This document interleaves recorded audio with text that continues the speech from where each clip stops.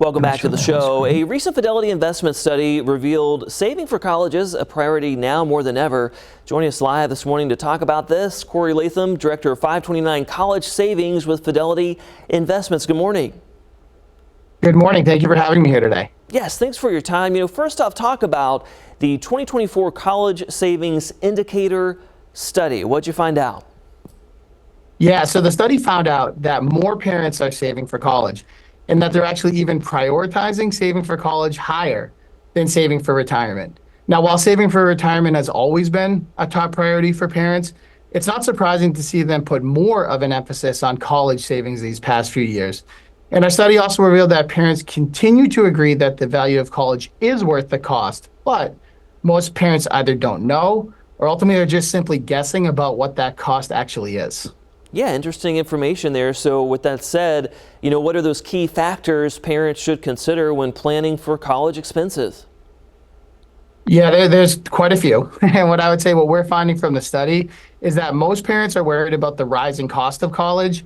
And in fact, more than 1 in 4 claim that inflation is their most significant barrier to saving. And also, while parents say they are prioritizing their college education of their child, they are falling short of their goals.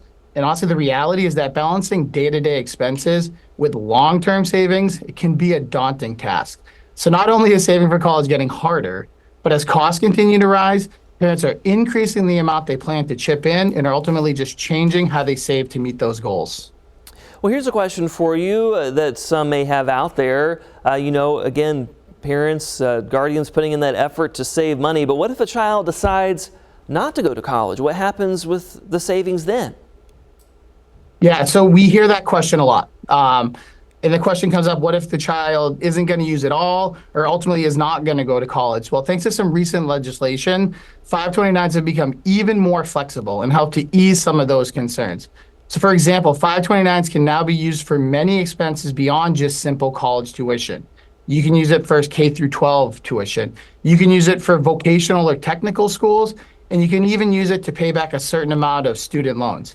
And also starting this year and under certain conditions, up to $35,000 can be transferred over to a Roth IRA for that beneficiary.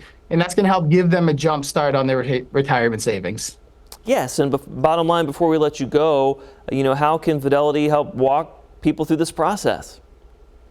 Yeah, I would say there's a few things that you'd want to consider. The first thing you want to do is have a plan.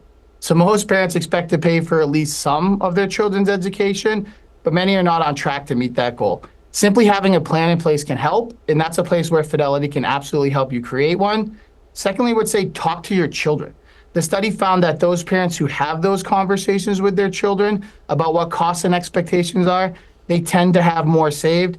And then finally, consider saving in a tax advantage account like a 529.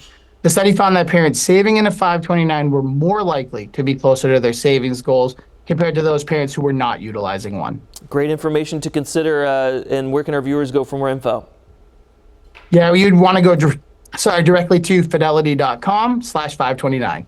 All right. Thank you so much, Cory, for your insight. We do appreciate it. Thank you. Have a good morning.